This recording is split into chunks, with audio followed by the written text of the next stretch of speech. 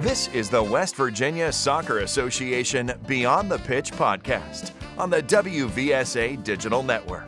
From the Sport Pens International Studios in Charleston, West Virginia, here's your host, Marcus Cole. Welcome to the podcast. We have another great show on tap for you. Before we welcome our guests, though, I want to remind you to like, subscribe, and share our program. Now, this helps us get the word out to others and let them know that we're providing valuable information designed for soccer players, coaches, referees, and parents. Back with us on the show is Lindsay Hazard, registered dietitian and owner of Cherish Nutrition. Lindsay, welcome back to the program. Thanks so much for having me. I'm excited to be here again. We're excited to have you back because today we're going to be talking about tournament nutrition as we head into the spring soccer season. A lot of parents and players are going to be heading out on the road to weekend tournaments.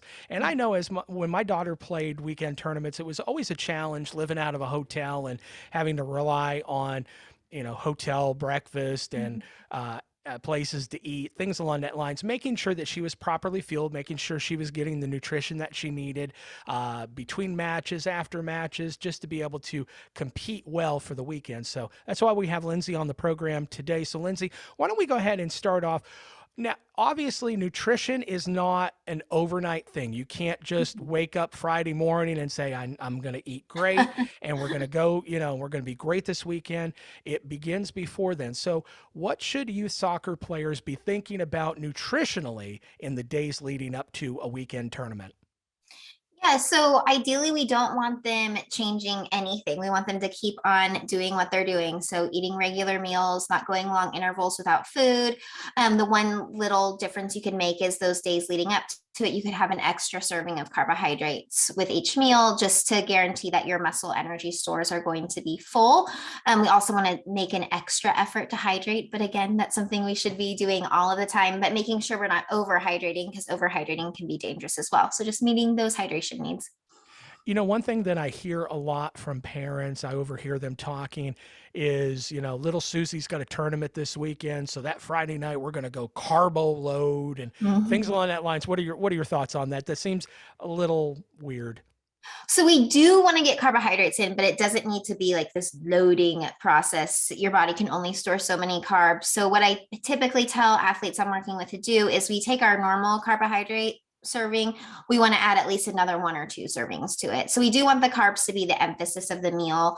We do want them taking up about like half of that plate when possible, maybe even a little bit more, just depending on their needs. We do want to get in some lean protein though, to help support that muscle mass. We do want to focus on hydration. One thing to not focus on is high fat. So if we have any like high fat sauces like Alfredo comes to mind, that can really take away from us getting in the carbohydrates that we need for performance purposes.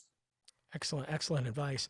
All right, say I'm a youth player and I have the first match of the day, the 8 a.m. dreaded match. Match. Yeah, no kidding. I have the 8 a.m. match on Saturday morning. Do you have any tips that I should be doing the night before to make myself ready for that early morning match?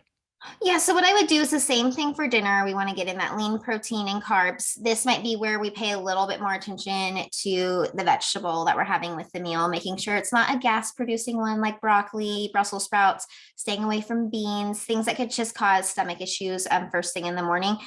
If you have a hard time eating in the morning, or even if you don't, getting in a snack before bed could be helpful just to top off those energy stores. Even doing something like milk and cereal, we're going to get in some protein, some carbohydrates, top them off a little bit before going to bed. And then in the morning, 1.5 to 2 hours before, because we don't want you waking up 3 hours before to have a meal unless you just have to for travel purposes. We really focus on getting carbohydrates in. So getting in at least 60 grams of carbs, probably more, and a little bit of protein, and then of course hydrating. Excellent. Now, we have the 8 a.m. match and we're done by 9:30. But we have another match later on that afternoon at 3 o'clock. What should these youth athletes be focusing on for fueling purposes in between these matches?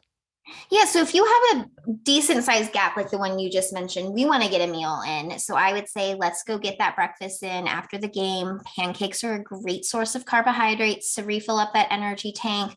We then want to get in some protein because you have a while to digest. So doing some eggs or ham or turkey, could be even Greek yogurt, good options there. What we do want to stay away from is really high fat foods. So thinking fried foods, greasy foods, like high fat meats like sausage, bacon. We want to stay away from all of that because they all take a while to digest. So they're not performance friendly.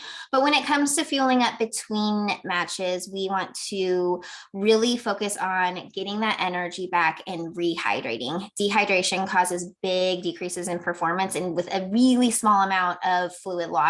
So focusing on getting that back in, refueling a couple hours before the game, making sure we're getting in another carbohydrate rich snack, even 45 minutes before the game, topping off those stores with a sports drink can be really helpful. But I always encourage athletes to bring lots of carbohydrate rich snacks. Sandwiches are great too because they have carbs and protein, all the things, and having them with some baked chips and fruit, that can be pretty easy to find like out on the road as well.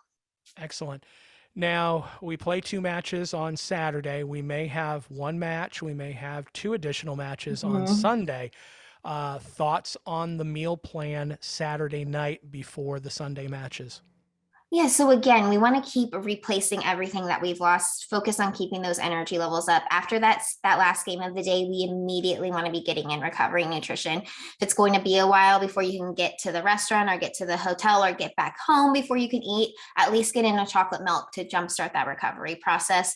We then want to eat every 2 to 3 hours the rest of the day, just making sure to refuel that body. Tart cherry juice can be something else that can really help with recovery. It's going to give you some extra carbohydrates and it also promotes sleep. So that could be like another little trick or a little tool to put in your toolbox. Okay, so we've played 3, maybe 4 matches over 2 days, So and the many. tournament is over, and we're heading home. What should players be consuming to help with that recovery from such a long weekend? Such a long weekend. So sleep is going to be king. Nutrition's not going to outdo sleep. So definitely focus on getting your sleep in. But then we just want to be focusing back on our good quality regular nutrition, getting in protein to help with muscle repair, getting in carbohydrates to again refill up those energy stores. I feel like I talk about carbs all the time, but they're so important and not talked enough about. We do want to be getting in those fruits and those vegetables. They'll have good antioxidants to help with muscle healing. They also have all the vitamins and minerals your body is going to need. And then getting in healthy fats as well, like fatty fish, avocado, nuts, seeds, olive oil. Those types of things can help decrease soreness and give your body that added nutrition that it needs. We're talking with Lindsay Hazard, registered dietitian and owner of Cherish Nutrition. Before we let you go, Lindsay, if you could just give us probably the biggest mistake that athletes make when fueling over a tournament weekend, what would be that biggest mistake so that we can help these players avoid it? I would say not being prepared, just kind of thinking that things are just going to work out, you'll figure it out. Being prepared can make a huge difference. Also, just watching what the whole team is doing. I see a lot of teams that want to dine together between games, which is great because we want to promote that team building, but we're just not making the best choices. Pizza, burger restaurants, all foods that are not going to promote great play at that second game. Excellent. Such great advice. Lindsay is a wonderful follow on social media. She's always spitting fire. Where can folks find you on social media? On social media, I'm on Instagram, I'm at fueling.young.athletes. That's primarily where I post. And then I have a website where I'm working on getting more blog posts up. It's cherishnutrition.com or .net. cherishnutrition.net. Excellent. Like I said, that's where we found Lindsay a long time ago, and we've been following her. And you can always see, especially on Instagram, we always put out a lot of her stuff that she posts, lots of good stuff. And also, too, if you happen to go over there and check out her story on Instagram, you could see a wonderful omelet that she made this morning that I am so stinking jealous of because it looked delicious. Even without the muffins, you added the carbs afterwards. Adding those carbs, yep. Oh, man, it looked delicious. Lindsay Hazard, registered dietitian, owner of Cherish Nutrition. Thank you so much for coming back on the program and providing our youth athletes with more nutritional information. Yes, thanks for having me. And thank you for listening to the program. Remember, make sure you like, subscribe, and share it, and we'll see you next time. Thank you for listening to the West Virginia Soccer Association Beyond the Pitch podcast.